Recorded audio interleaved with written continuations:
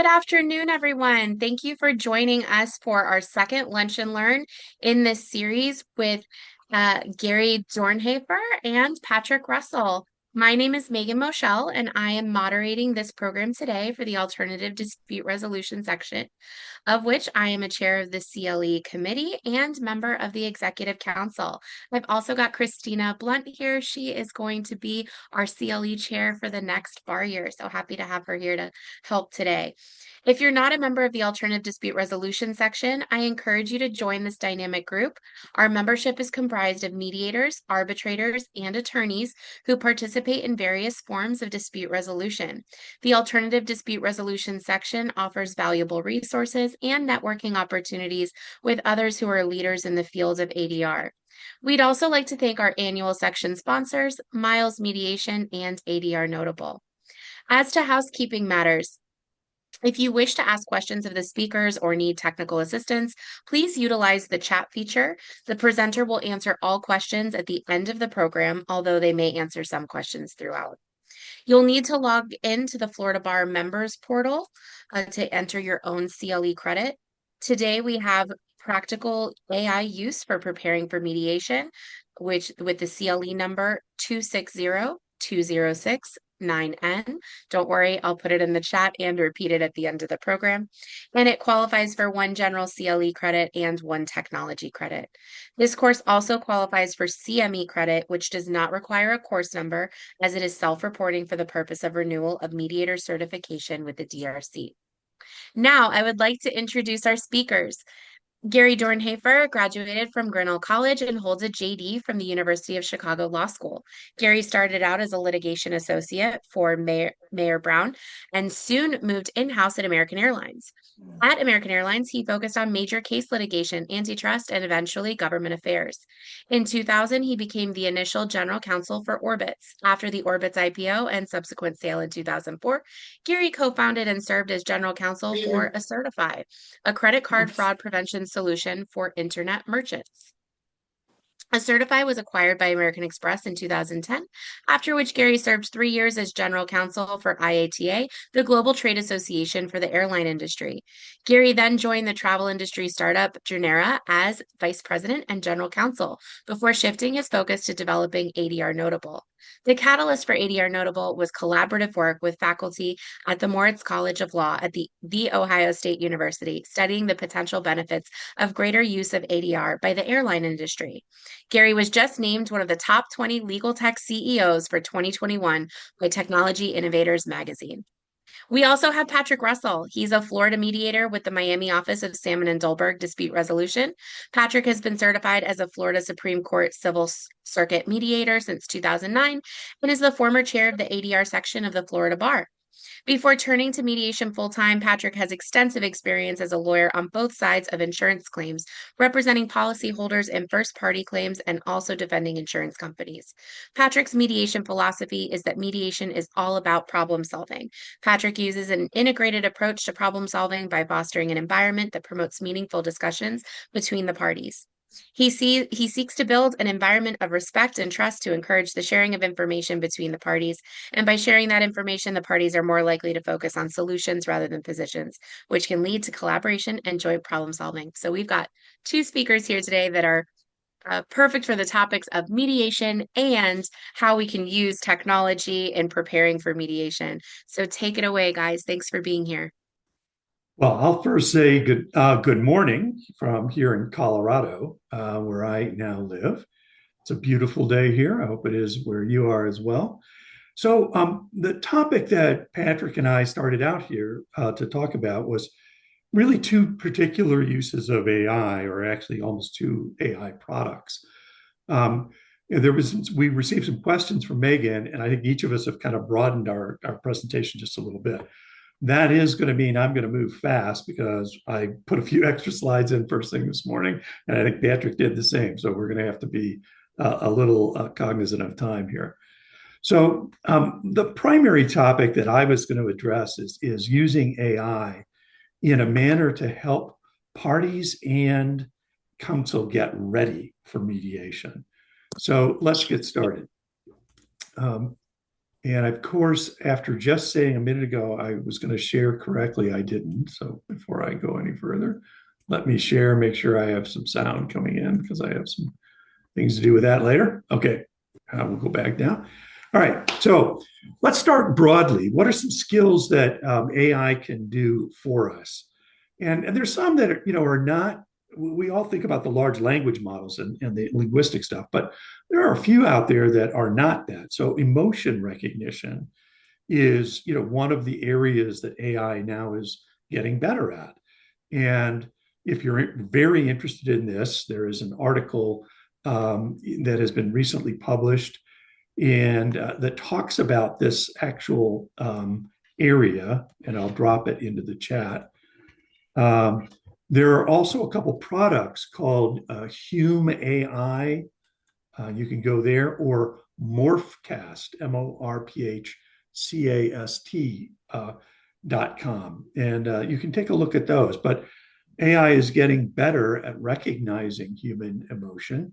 Whether it does the right thing with that recognition or not is another question. Another interesting area is foreign languages. So many of the tools like Zoom now have foreign language translation capabilities in real time, either by captions or Google Meet actually does English Spanish in real time, like a dubbed movie where the lips are moving and you're hearing the language of your choice, not necessarily the language being spoken by the other party. So those are both interesting. Then some of the more basic ones we all know about would be, like summarizing. Oops, I was very slow this morning. Summarizing large volumes of information, drafting documents from either notes or prompts, and then agentic functions. This is a sort of a newish category where you can actually ask the system to do something, and it will perform tasks on your behalf using its ability to kind of apply, I put in quotes, judgment about the context and the content of various documents or things. So you can have it sort your email looking for certain kinds of topics, for instance. That's the agentic. And then the last one is this genuinely helpful feedback in professional contexts. And that's the one I'm going to drill down into a little bit more. And I'll show you why it works, because there are certain applications of the AI that are necessary to get that to be done really well. So here we go. Leveraging large language model, and that is the type of AI we're talking about, to enhance mediation preparation. So let's just think about this and step back a moment. I mean, what do we do when neutrals, in particular mediators, prepare parties for a mediation session? And this preparation can be delivered by their counsel, or it can be delivered by the neutral themselves. And what you're trying to do, I mean, you're taking a person who knows nothing about what they're about to enter into, most likely. They've probably never been in a structured mediation before. They may never have been in a lawsuit or a dispute of this nature before. So you want them to understand the process that you're launching and that you're going to be administering. And what are the roles the various parties play? What does a neutral do? Or are they acting like my lawyer, or are they protecting me from the other side's lawyer? What is that role? What are the roles of counsel in this new situation where, hopefully the counsel are acting consistent with the objectives of settling a case and not in their traditional role of the advocate, hard over advocate combatant in a litigation or in a courtroom? And what does the neutral do? You want to make sure that you address concerns about confidentiality. If people are not open and forthcoming during a mediation process, obviously the process is going to be seriously adversely affected. You really need to make sure that they're comfortable with the confidentiality in order to open up that candor. It is very important to get people to organize their thoughts, and it's what do I really try to get out of this session? What's really important to me? What are the things that would be nice to have? What are those things that I'm mad about but can't be solved? Your mother never liked me is probably never going to be solved in a divorce case. Maybe something that's motivating you, but it's not something that you can really expect a resolution for. So you want them to be organized and about their priorities and possible trade-offs. You would like to that if you can to get them to take a moment to think about the other side, their position, their thoughts, what's likely important to them, and so forth. And you want to set them up in a mindset of being ready to compromise and to resolve it. Now, we all intuitively know that kind of preparation can only help, right? Can only be positive. The good news is there's actually some academic literature that supports it in a study that was well designed and showed a positive correlation. And you can find that study by Professor Roselle Whistler. And this is a quote from her research. It was the research purpose was actually having counsel involved in the mediation. But one of the ancillary findings was a correlation between parties who reported that their counsel had prepared them and the likelihood of success of settlement and the reported satisfaction with the process by those parties. So our common sense is supported by the academic literature. So we talked a little bit about this one already, of just explaining roles, clarifying interests versus, and getting people ready to prepare with to work with their emotions, gathering and organizing facts and materials so they come. If you're going to do a mortgage foreclosure mediation, it's very handy that the parties have financial information either at hand or have exchanged it in advance. So preparation will really open the door to a successful session then. So these are all, I think, well known as well. So how does this usually take place? So, the best probably is live intake sessions. So you do a one-on-one with a party a week or so in advance of the actual mediation session where both parties will be present. And it gives, not only do you get an opportunity to go through these things we've listed, but you build some rapport, you build some trust, hopefully. And this is probably the gold standard. It's hard to do this consistently for lots of reasons we'll talk about. Sometimes that can just be done on either a Zoom call or even a phone call and accomplish much of the same tasks. And then very often, either court systems that are running mediation programs, community mediation associations, or some independent mediators will use just written materials that they send out, or even video that tries to answer some of those questions and address some of those topics in advance.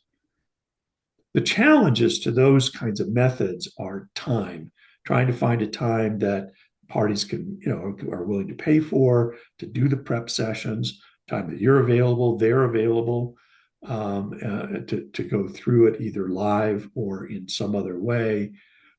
It's a challenge. And ADR Notable has clients that are court systems and community mediation associations who are hard pressed for resources. So time becomes incredibly valuable. Consistency, if you're doing this ad hoc, for instance, a community mediation association, often a staff member ends up doing some of this, and you don't know that it's consistent from one matter to the next because each time somebody's doing it, they may do it differently. Written resources are good, but they're static. They answer the questions you anticipate people have, but they may not answer the questions this party has or the next party has. So they're not as flexible as they really need to be to do the job well. So that's the setup. That's the prep perspective. So now the question is that we're trying to address is, could an AI chatbot deliver the preparation that would trigger the results seen in Professor Whistler's research? So the answer, I think, is yes, but there is a particular application or use of AI that I think is best suited for the purpose. And that is called the RPS. Actually, its whole name is something long and awful, like the RPS stands for Real Practice Systems. The RPS negotiation and mediation, I think it even says preparation coach, RPS coach for short. RPS coach was created by Professor John Landy at the University of Missouri School of Law. And what he's done is there is a technique that the technical people, the technology is called RAG. It stands for Retrieval Augmented Generation. Think about what AI is. AI is this probabilistic calculation that says what words are likely the ones that you're looking for based on the words you gave me in your prompt. And it is trained on a gigantic database of essentially the entire contents of the internet. And the contents of the internet include things that are true, false, fiction, nonfiction, horrible, misogynistic, racist stuff. I mean, there were no labels put on the data that trained the big models. They didn't say this is good or this is true or this is bad. They just said use it all to understand how people communicate and what concepts are logically linked to other concepts if you just create a giant database and send the system looking. What John has done and what RAG does, this technique, is you define a separate reference library of trusted materials. So you go into the literature about mediation and you assemble a library of materials that are true, that are accurate, that are well respected. And then you tell the bot, okay, when I give you a prompt, you try and answer it out of this database first. And if you can't, you can go beyond the database, but you must pull the response back through the reference library to make sure it's consistent, at least, with the reference library. So what you get when you do that is you have the skills of communication that have been created in these chatbots, but you have dramatically enhanced the accuracy and the reliability of the output by forcing it through a filter of trusted materials. And you minimize these things that we've all heard about called hallucinations. So if you want to learn more about John's product, and this is one I'm going to demo in a minute, I highly recommend you can just go research just put in on any browser, RPS coach John Landy. You'll land on these. He has a great little paper where he talks about how he assembled it, and there's a link to the actual tool. The tool is available for free, still at the moment at least. So I highly recommend you go and play with it, and we'll show you what it could do in a minute. Now, I've adjusted the presentation a little bit because there were some questions about sort of broadening the presentation. So let me give you a couple of other quick slides. Tips for using AI well. First one is vitally important. Use it with care. AI, even John Landy's bot, is much better than the just generally commercially available ones, but they're never perfect. You need to treat the output of any of these tools like you would an inexperienced new hire into your organization. You want to proofread it. You want to think hard about whether it's accurate. It's telling you what you want, because it can do everything from wildly incorrect to, as we all have read now, made up case citations, other made up facts. All of that can still happen, even when you're using this RAG technique. The better your questions, the better the answers, very much like a garbage in, garbage out scenario. But you can start very loosely and treat it as a dialogue, just the way you would with a person sitting on the bar stool next to you, with both of you with a cold beer in front of you. You can have a dialogue with these systems, and if it's not giving you the answer you expect or you think, then go back and ask it more and challenge the systems. I find myself very often saying back to a bot, that answer doesn't make sense because, and then you'll get, it will attempt to explain why there's a distinction between what I'm asking and what it said and so forth. So definitely treat it as a dialogue, verify the accuracy and usefulness, and protect confidentiality. And we'll talk a little bit more about that in just a minute. By the way, on the confidentiality, before I move on, um, there's a lot of concern about what happens to the information you input, what's in the prompt that you have provided the system, and whether it is going into this giant index and library of things that the systems are using to train themselves on better responses. There are settings in all the publicly available systems that say don't save my information for your training. We at ADR Notable recently learned you cannot trust them. Our chief technology officer got in direct dialogue with people running one of the major systems, and despite their literature, it simply wasn't really true. And so be very careful about what you input into the systems in terms of personally identifiable information. That said, there is a misunderstanding of what happens to that material. Unlike every other computer system we've ever used in our lives, what you input is never maintained inside that reference library as a discrete file or document. The system, because of the way it works, chops that document into little segments and stores it in what are called vectors that help it correlate these words with the next set of words. So it's very difficult to actually have somebody extract verbatim a document that has been put into the reference library. Maybe impossible. And in fact, some of the copyright cases have turned on that fact that you cannot have the system, it's not designed to be able to regurgitate verbatim an input document. There's a little bit of safety there, but can it extract little segments of it? Yes, it can. So be careful. Effective prompts. This is just these 5 highlighted words are everything you need to know. Give it a role. It helps with the context. Are you speaking to it as a mediator looking for advice? Are you speaking to it as a party looking for background? And it'll adjust actually the level of its response based on your tone. If you say I'm an experienced mediator and so forth, it's going to come up to a higher level of response for you. If you say I'm a first time party, it's going to lower the tone of its response to be more understandable. So role is very important. Ask it what it is you want it to do. Summarize a document, draft a document, provide you advice or coaching. So the next is just the task. Context. The more you can give it the context of your situation, the better. Caution with giving it too much detail that it becomes personally identifiable. Always tell it the way you want your output. Do you want a downloadable spreadsheet? Do you want a downloadable document? Do you just want to chat with the tool? And any details you give it will just make it more accurate and better. Okay, so as I mentioned a minute ago, you still need to address the privacy and confidentiality when you use this.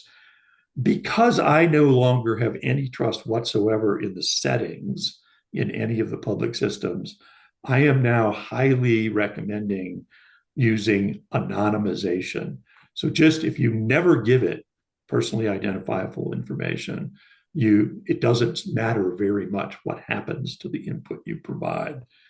And there are now some tools for this where you can, if you're going to ask it to summarize a document, then you should probably anonymize that document first. How do you do that? I would recommend this PII anomalizer. I don't know where he got that name. It's built by a guy named Bob Bergman, who's a colleague of mine in the field. He is the founder of Next Level Mediation.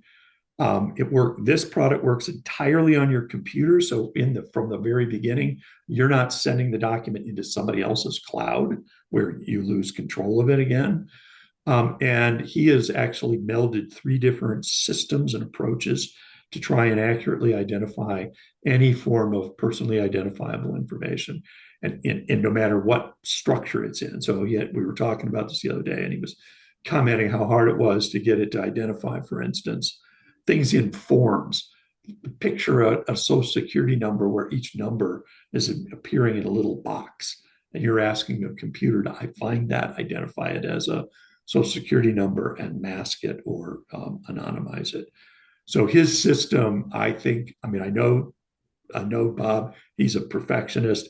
It's likely to be as good or better than anything you can get out there. It is not free.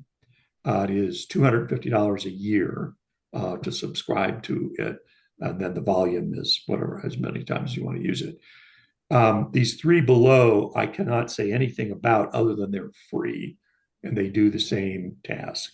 But I'm not endorsing them the way I would suggest the PII anomalizer as a tool. So that's, I mean, if you remove the PII from the input, you really solve a lot of your problem. Okay, now let's do something a little fun, and then we'll turn it over to Patrick. So we're going to try out, this setting ourselves up for a prep session here. So our backstory, here's our backstory. Middle-aged guy, been with a big one company for a long time, moved up in the customer service area, gets very successful over many years, gets a new vice president in, vice president criticizes how he's doing his job, and he ends up on a performance improvement plan, and now he's about to go into mediation with the HR department. So here's our coach. I'm going to use John Landy's RPS coach for this. I've given the coach an AI generated appearance from a base photo of a professional mediator that I know and like very much. So here's our coach, and I'm going to play the role of Pat, and we're going to see how the coach does. So I've got the coach up on another screen. Let me pull that up. And I'm going to use the full voice response because it's a lot more fun to play the role that way, and you can listen to it instead of having to read text messages. I've started this process out. There's a long set of all that wording up there. There's a big preamble caveat that John Landy has created for this, but I'm not going to make you listen to that. Hey, coach, I'm about to go into a mediation in HR department. And it's just got me very nervous, and I don't know what I'm doing. I hear you. It's completely normal to feel nervous, especially if this is unfamiliar territory. Let's break it down so you can walk in feeling prepared. Can you tell me what your role is in this mediation? Are you one of the parties in the dispute, or are you representing or facilitating in some way? No, I'm a party, and I've never been in a situation like this before. And really, I'm very frustrated and a little angry and hurt about what's happening here. I've been with this company a long time, done a great job. Some new guy shows up and starts criticizing me. And the next thing I know, I'm on a performance improvement plan, and they're talking about kicking me out the door.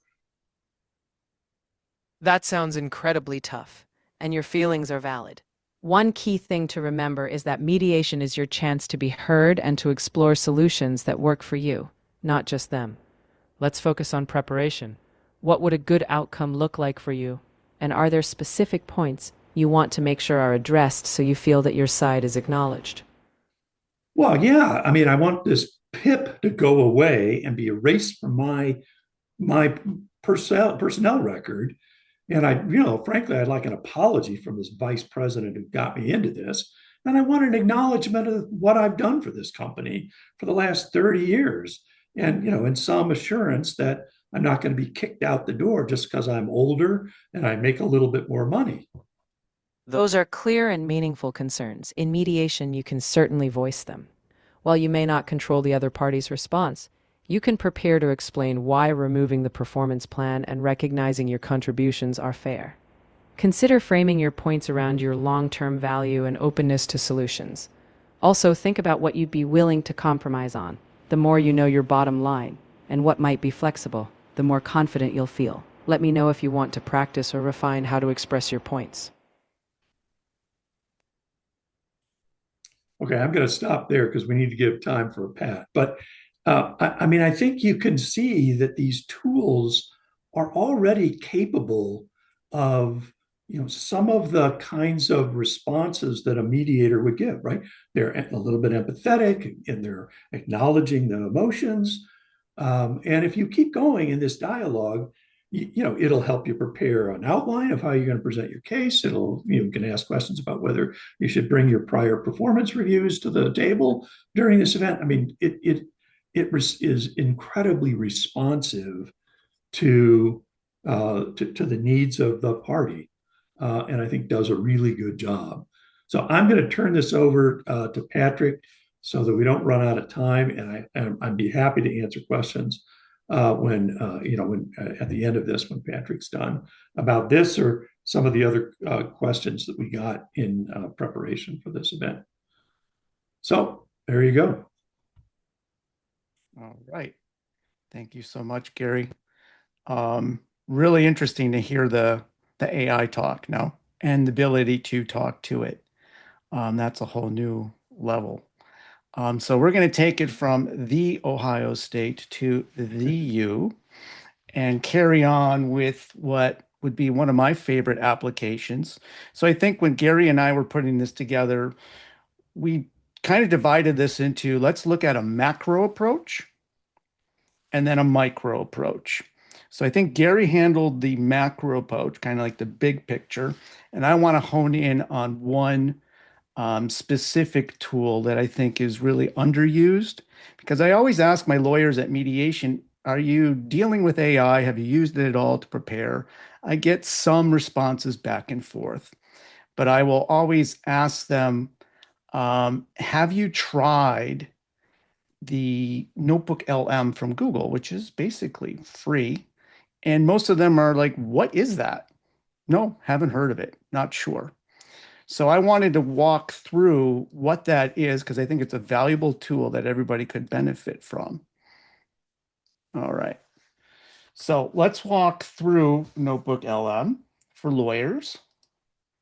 And what is it? Well, basically, it's an AI system.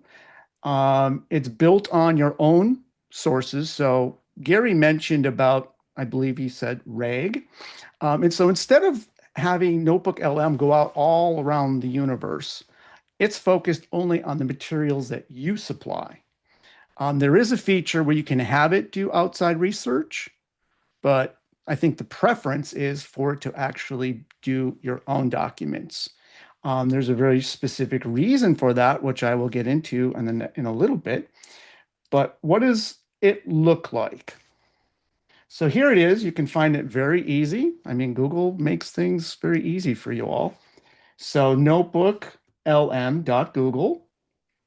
And it's a research platform. That's how they're marketing it. And that's the way I look at it, where you simply upload your resources.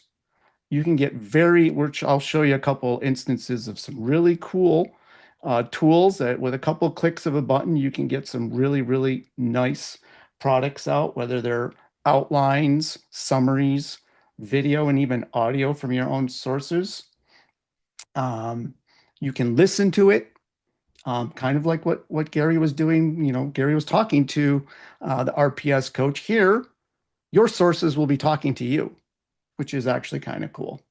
So that's where you can find it. And the source guardrails is what I was alluding to. So it's built on your own sources.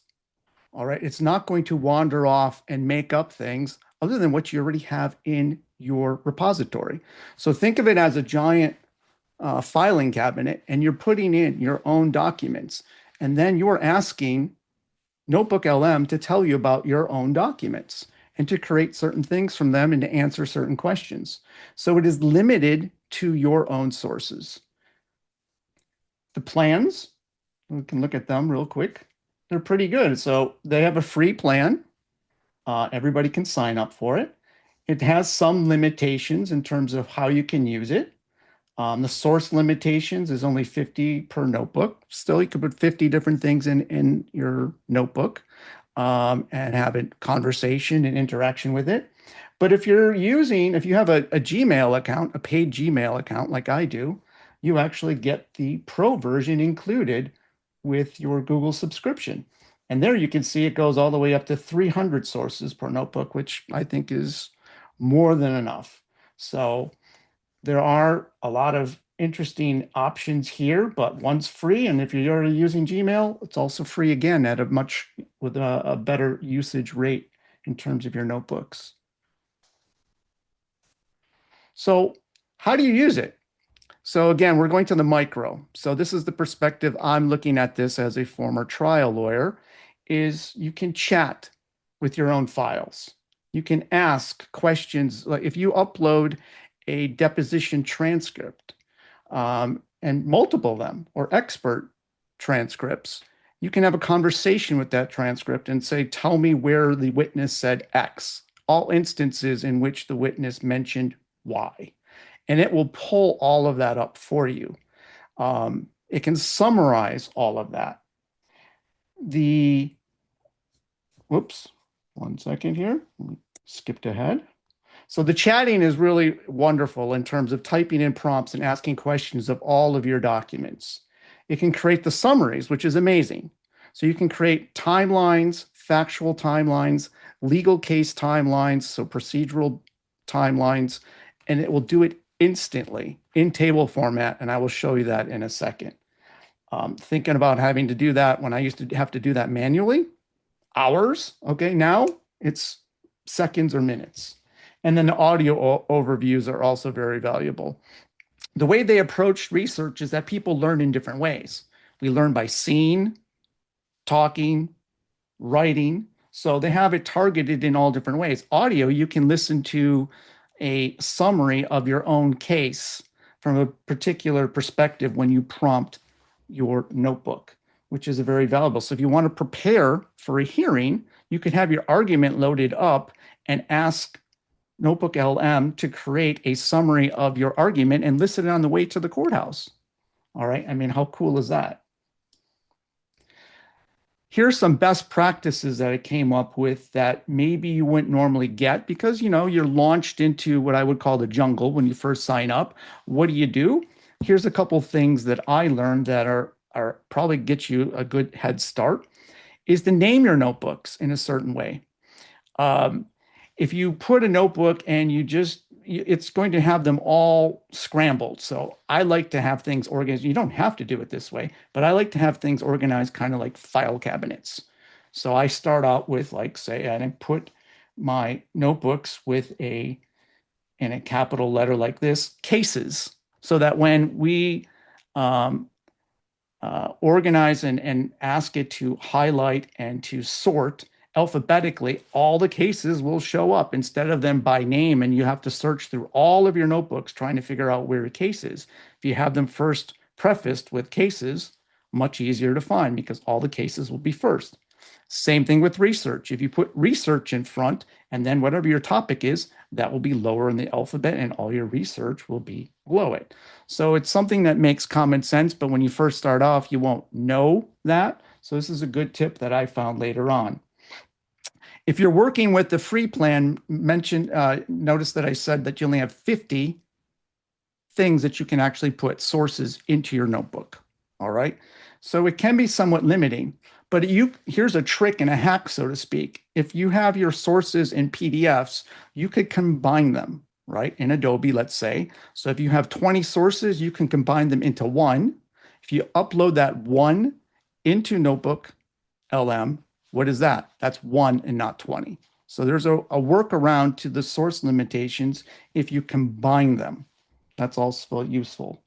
And another final point is that when you do a prompt, it will give you some really nice answers, and you can save those for future reference.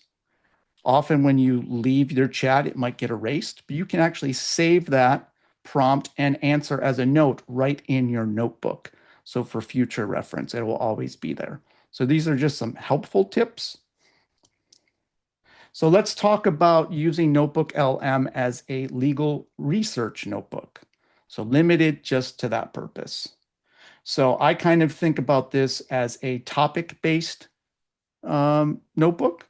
So you could put codes, statutes.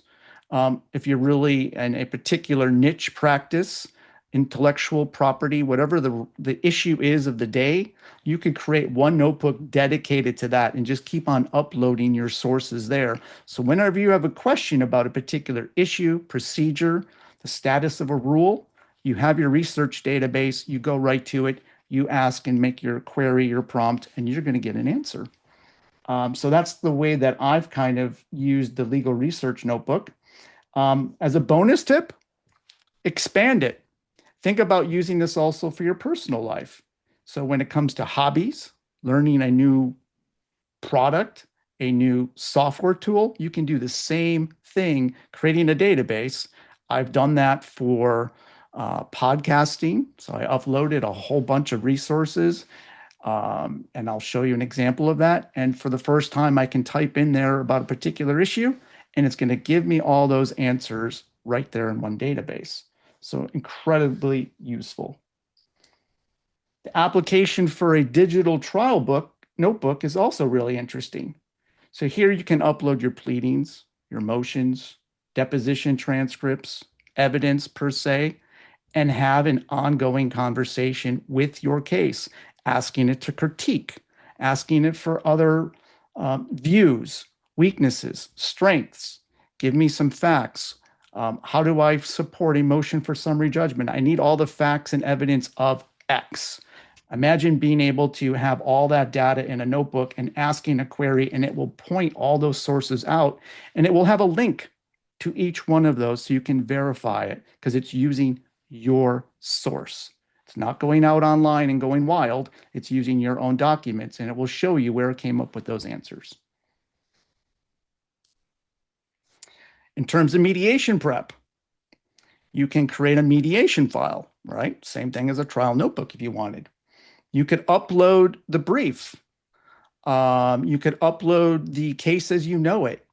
You could ask your trial notebook questions about settlement leverage. Here are the opposing views of our case. How can I extract a settlement out of this? What are the key disputed facts of this particular case? How do I work around that? Much like RPS Coach, you can have a conversation with your own file, right? RPS Coach is the big picture about how to prepare for mediation, how to get ready for mediation. This is fine-tuning on a micro level, how you're working with your own particular case. So I think it's a really, really cool tool. So let's show you some demonstrations of how it works. First one I'll do is the research database demo. So think about it as topics of law. So this one I pulled up because it's dear to my heart. It's the Florida Mediation Rules and Ethics. So what did I do here? I literally uploaded every MEAC, it's the Mediation and Ethics Advisory Committee. So when there are issues as to ethical practices for mediation, there's opinions. I literally uploaded every single one that has, as far as I know, that exists in here as my database. And I also included the Florida Rules regulating court-appointed mediators, the Mediators Almanac from the Florida Dispute Resolution Center, and I even threw in the Florida Rules for regulating the bar and the civil procedure. So I have a one-stop shop here of everything related to mediation. So I can ask any type of a question that I would like about what the current status of what I can or can't do, ethically. So as an example, it already has some sample prompts here.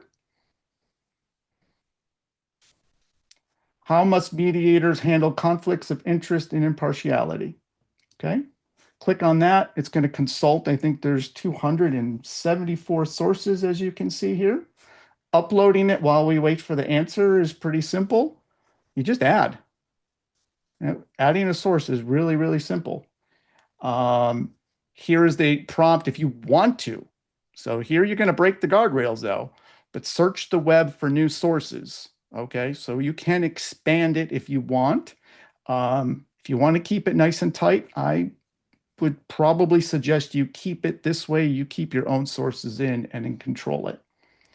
So here we are, came out with some answers about impartiality based upon the rules. And hopefully you can see this. It has a little footnote.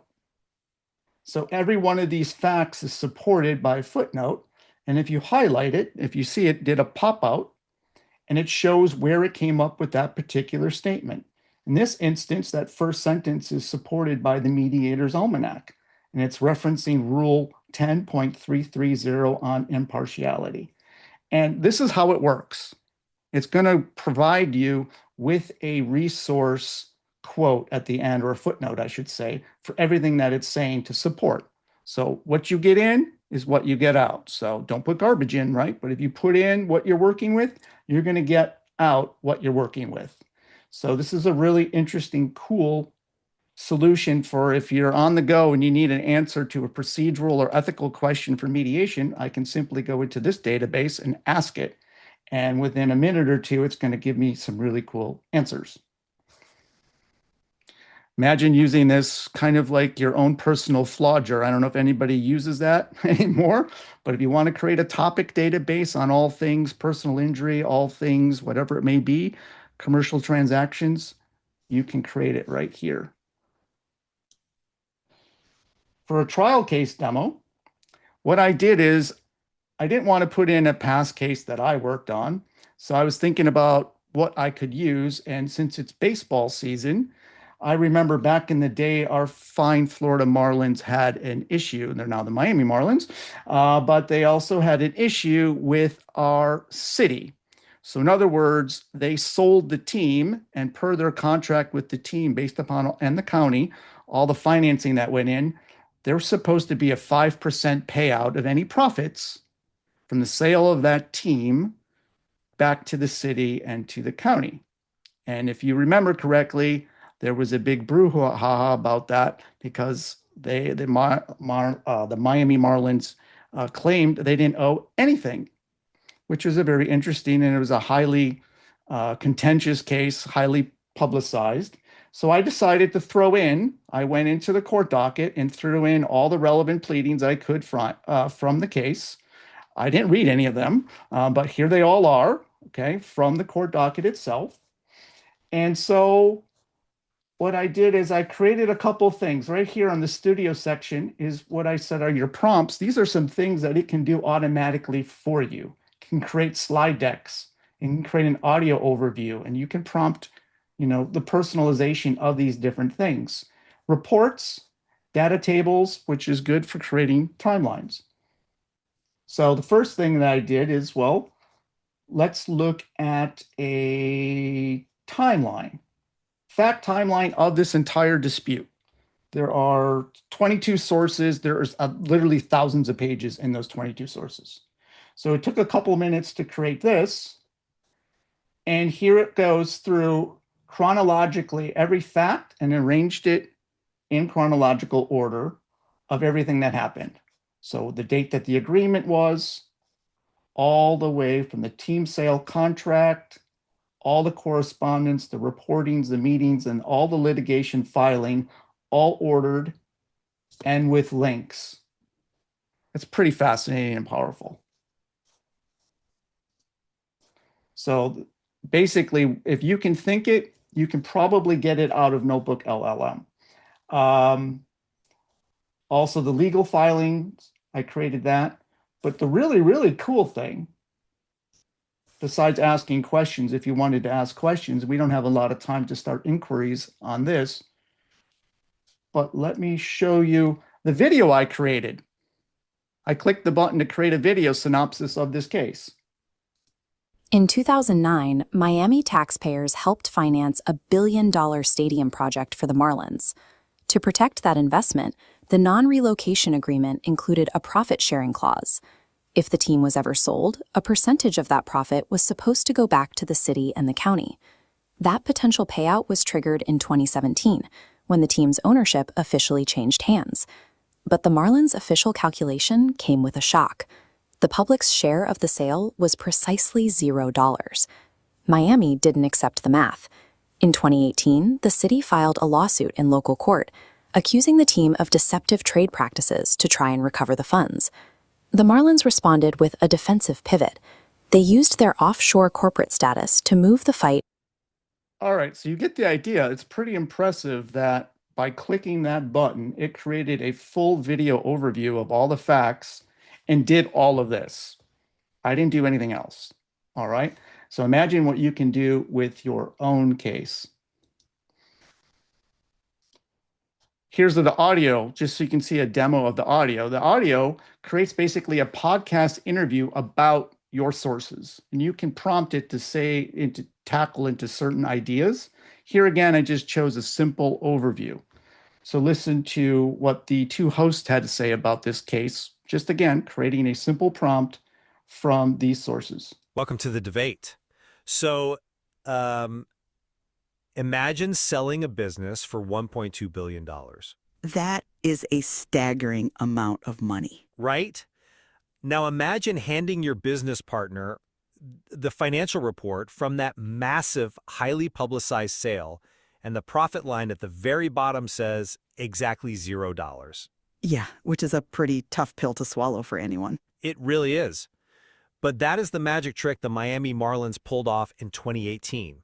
And well, it sparked one of the most fascinating and bitter. You get the idea. But again, two different creative outputs that would take hours and hours of time to create, done with a couple of clicks of a button using your own sources.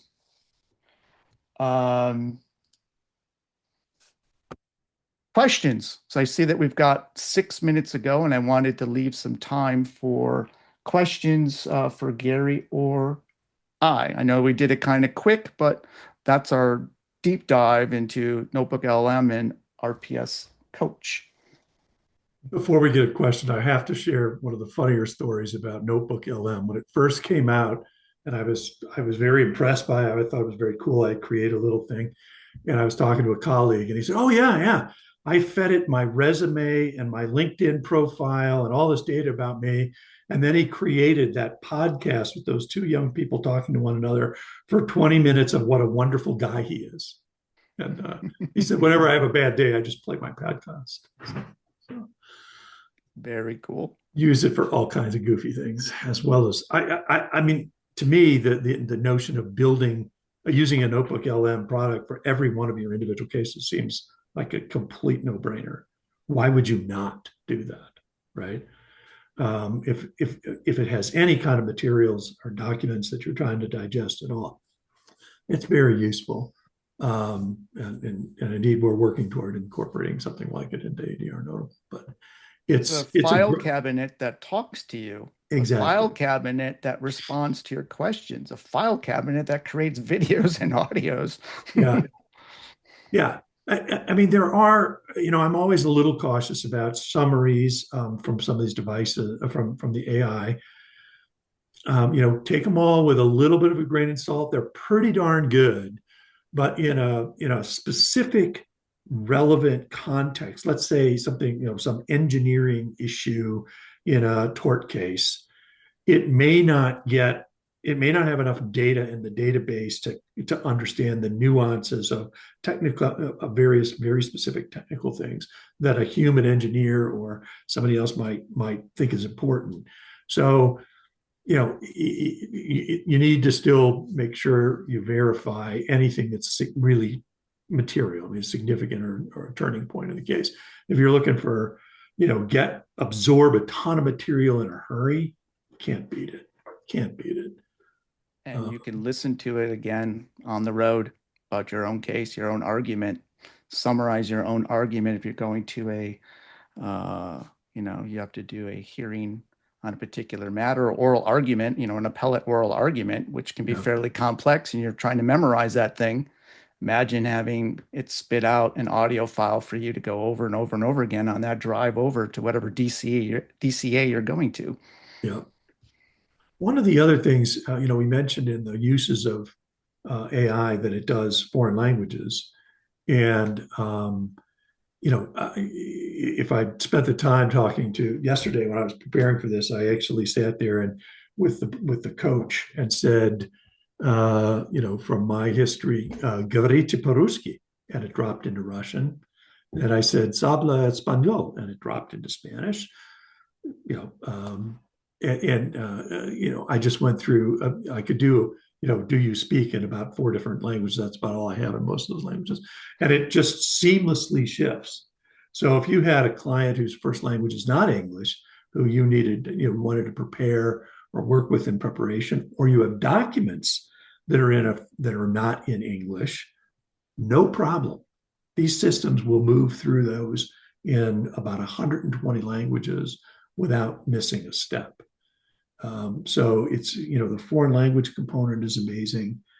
And it's, it's available to clients or parties 24 hours a day, 7 days a week, 365 days a year. So you have a party who wakes up at 2 a.m. with a question about what's about to happen in the mediation the next day. If they have access to a tool like this, they can get an answer and go back to sleep. So It's a free associate, right?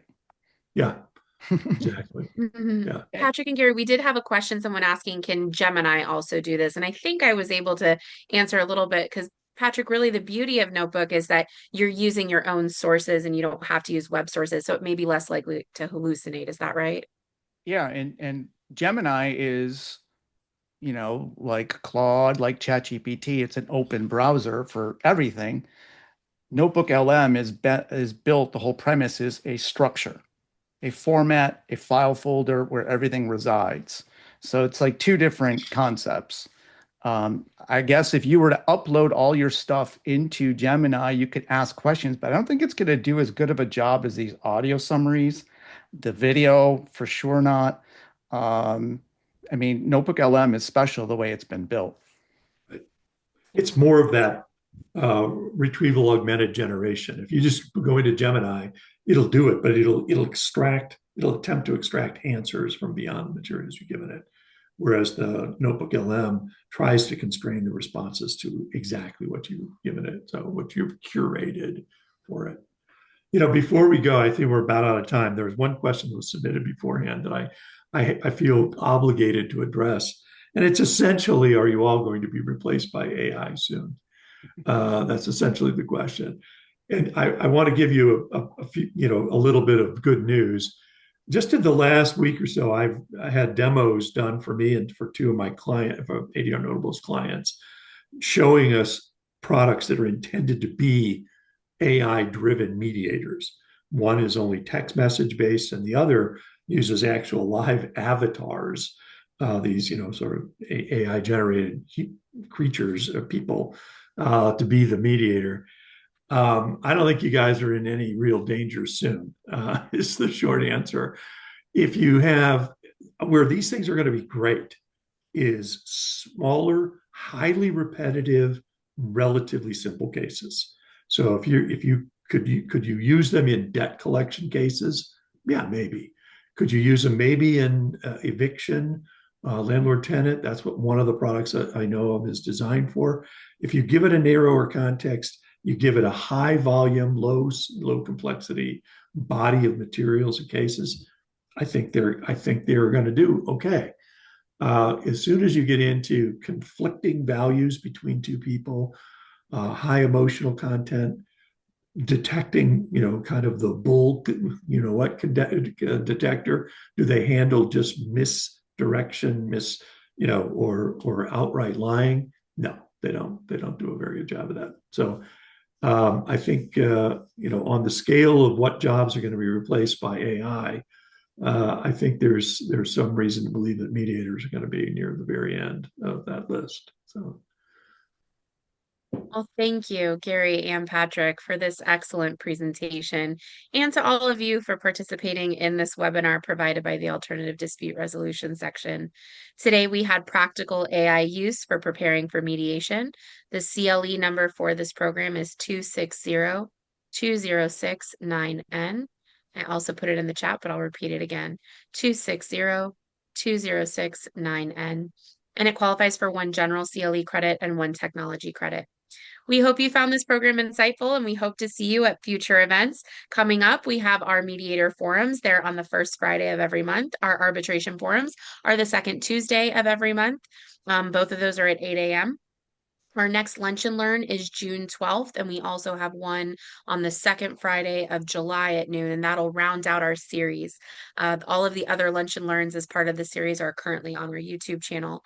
I put the link in our calendar and registration links in the chat. If you're watching this on YouTube, all of our section events beyond the Lunch and Learns can be found there. Anything that was provided for free here. We also have a catalog of other programming that's on our website, which is flabaradr.com. We also have our annual meeting coming up at the Florida Bar Convention on June 18th from 9 a.m. to noon at the Hilton Signia in Orlando. We welcome you to join us and get involved in the section. We invite you to join the ADR section to receive access to more quality CLE courses and the latest news on dispute resolution processes. Thank you to the Dispute Resolution Center for collaborating with us on this Lunch and Learn series, and to our annual section sponsors, Miles, Mediation, and ADR Notable. And thank you all for being here with us today. Take care. Thank you.